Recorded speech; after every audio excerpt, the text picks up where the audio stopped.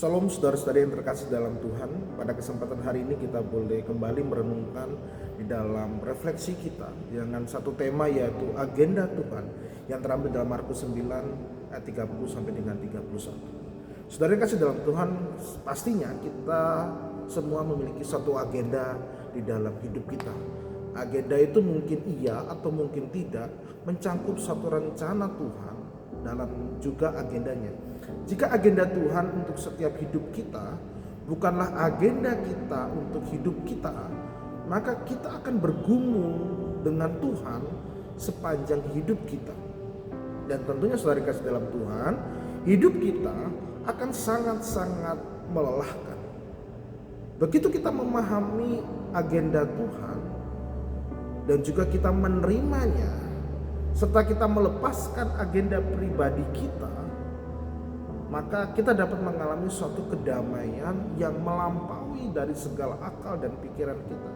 Dan tentunya kehidupan kita yang juga akan berkelimpahan karena Tuhan inginkan kita miliki. Dan hari ini saudara yang kasih dalam Tuhan, kita akan merenungkan rencana Tuhan atau agendanya Tuhan. Dan kita akan melihat beberapa suatu kebenaran mengenai rencananya dan keterlibatan kita di dalam agendanya Tuhan. Saudara, yang pertama adalah agenda Tuhan terungkap kepada kita seiring berjalannya waktu. Ya, rencana Tuhan atau juga disebut juga dengan agenda Tuhan diungkapkan kepada kita seiring berjalannya waktu.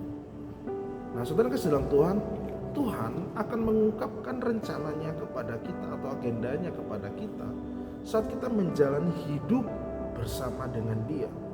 Saat kita menjalani hidup, kita akan mengalami suatu hal-hal yang luar biasa. Kita akan mengalami banyak hal.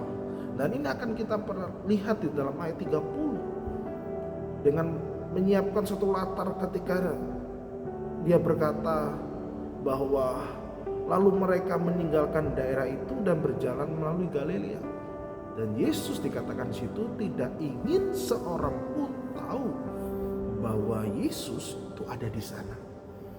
Jadi Tuhan menyingkapkan rencananya atau agendanya kepada kita saat kita berjalan bersama Dia.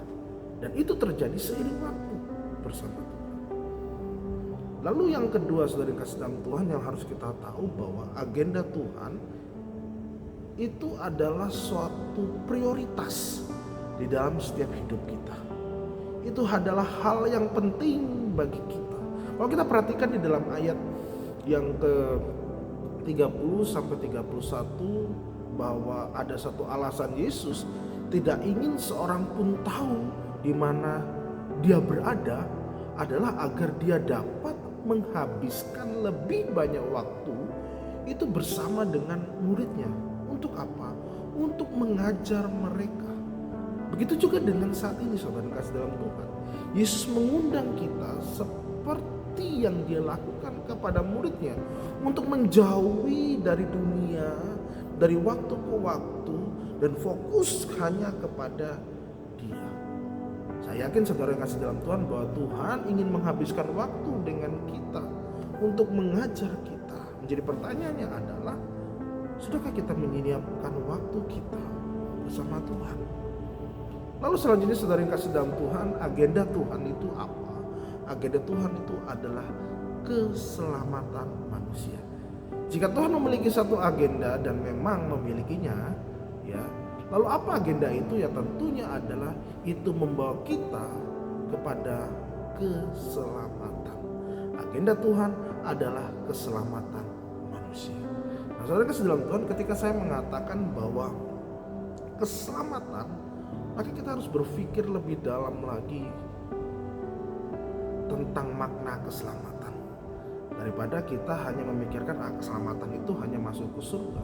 Tetapi saudara kasih dalam Tuhan, ketika Alkitab berbicara tentang keselamatan, itu mengacu pada segala sesuatu yang datang dengan keselamatan.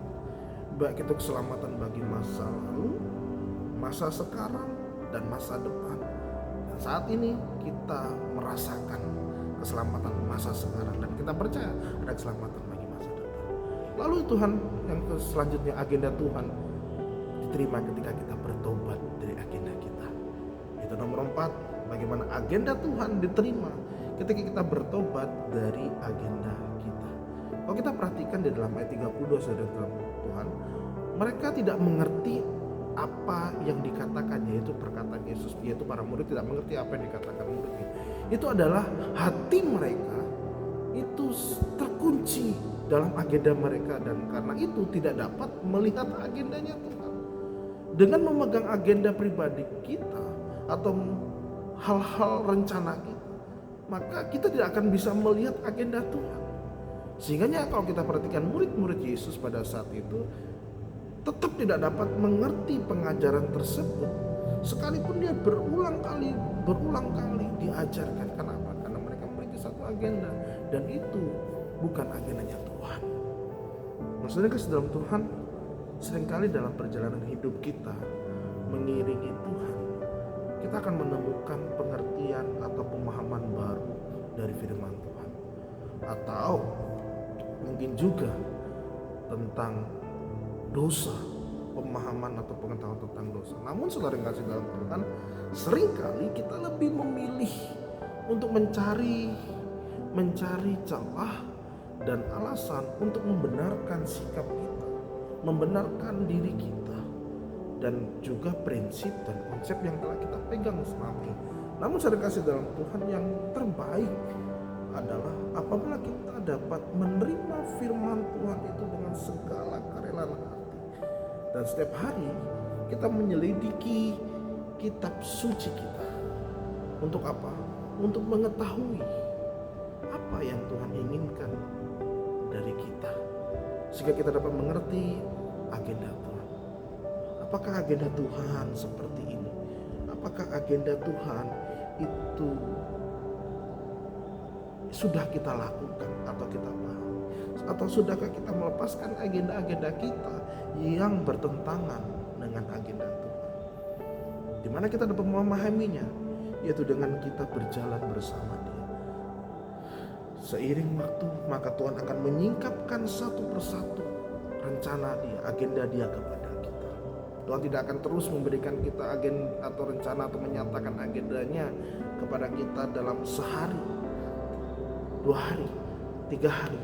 Tidak, tapi Tuhan akan memberikan waktu yang panjang. Tuhan akan berjalan bersama dengan kita. Tuhan akan menyingkapkan agendanya kepada kita hari demi hari, sehingga kita semakin memahami, semakin mengerti apa maksud Tuhan dalam hidup kita. Tetapi menjadi pertanyaannya adalah, sudahkah agenda kita sama dengan agendanya Tuhan? Jika tidak, sudahkah kita melepaskan agenda kita dan kita menyinkronkan dengan agendanya Tuhan? Dan itulah pertobatan. Bila melalui perenungan ini, kita semakin memahami agenda Tuhan, dan ketika kita menjalani hidup kita, maka kita akan terberkati, akan dimampukan dan dikuatkan. Karena apa?